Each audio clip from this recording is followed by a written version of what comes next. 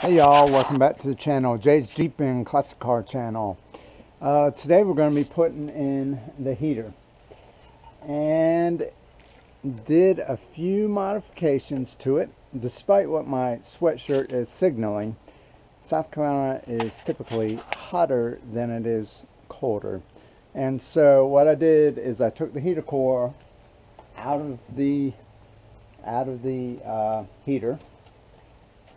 And this was it, and it was full of all sorts of nastiness, and so we kind of vacuumed that out, put some notes on it. But then we went and now we have this fan, and the fan will be a lot more useful than the heat will be, just in those hot summer days, just to move some heat. So today's mission is to reinstall this. It has a couple brackets, or a bracket and a screw stud that we're going to have to put on, and we're going to have to crimp a wire, and that's about it. So I thought about leaving the heater in there, ultimately decided not to, just due to the trouble I felt like it would be long term versus how much it would really get used. Nothing that I did was irreversible. I can always put that core back in if I decide to put heat, and I have all the fittings still. It's just bypassed right now into on the engine. So putting this fan in is basically the last step. I'm trying to get all the underdash stuff completed before putting the fuel tank back in. The fuel tank's kind of the last step. And having the fuel tank out gives me the liberty, the space, the freedom to get under that dash and do what I need to do. So I've been trying to get all that wiring and all that done before I put the fuel tank on and tune the engine and all that good stuff. So that's the goal. Alright, so since the last cut, or really even before the last cut, it took a little tumble off the Jeep and scraped my brand new paint job all up. So I quickly spray painted it. As you can see, there's some little scars there from where it took its tumble, and we had to wait for it to dry. That's about par for the course. So anyway, we're going to go ahead and hook up the electrical and just see how far we get tonight. It's already getting dark a little bit, and so we're just gonna work on it as much as we can.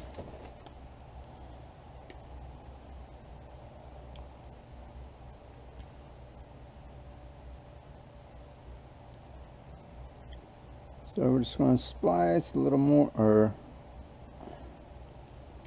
strip a little more. The temperature is already dropping out here. Kind of feel it. So we're going to stuff it in there. And then we'll take these said tool, electrical tool, and put it in the crimp section, and hopefully, oh yeah, that held. So we're gonna go ahead and do some more crimps here just for security.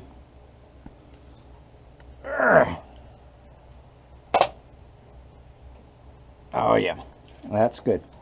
So now we're going to go ahead and mount the switch and switch plate. So I believe it goes in this hole. I may be wrong. It's been a while since I took all this out. Okay, so I ended up taking my light switch out, and now you see a couple more scratches. We'll need to paint that later. But if you remember, I had a piece of tape all the way across here. Mainly that was to keep bugs from crawling in there. And I just had this hole revealed. I think at one point there was a switch or something coming through here, and I'd forgotten about this hole. But as I peeled it back, I was like, aha! So if you're not making mistakes, you're either not working on your Jeep or you're a professional, which I'm neither. So hey, welcome to the game. So here we have our hole after all. So we're just going to take this little retainer off, back off. Take the switch back off, or switch plate back off.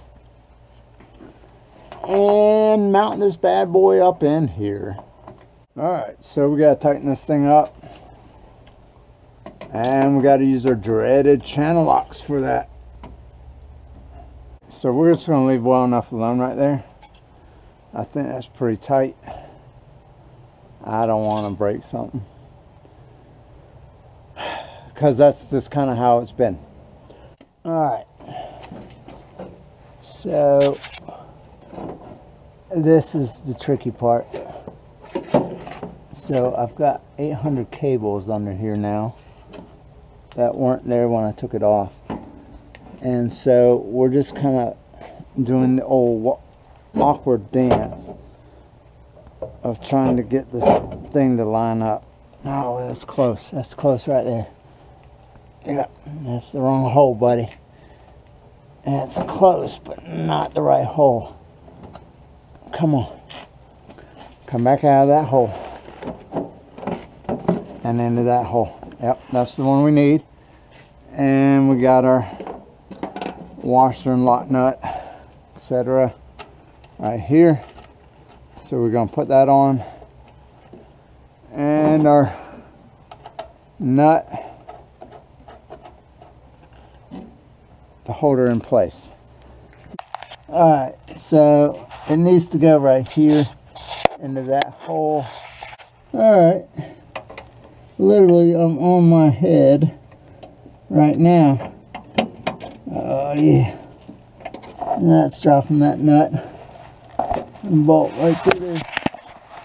Oh, alright, and so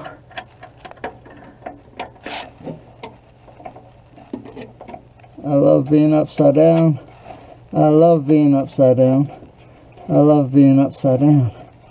Okay, there we go. We kind of got it in place. Alright, so here we are under the Jeep, looking under here as to what the heck's going on.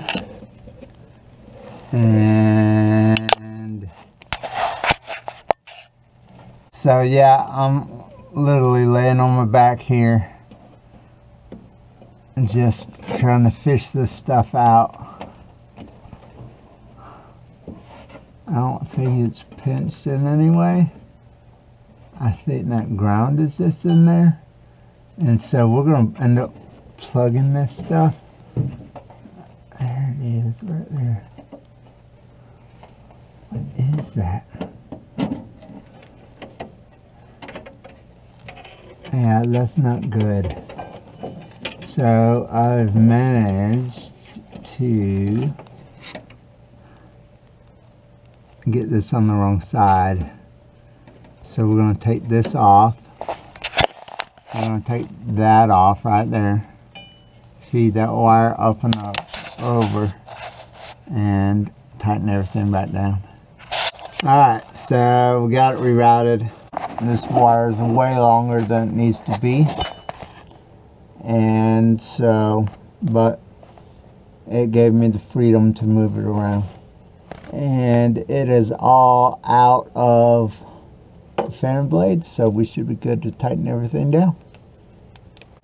So anyway, we got it tightened up, put it back in there. I'm not sure at what point the camera cut out. I think the battery died, but anyway, we got it tightened up. You get the idea if you didn't get it all. And anyway, I appreciate y'all watching. Y'all take care. It's time for supper. Till next time.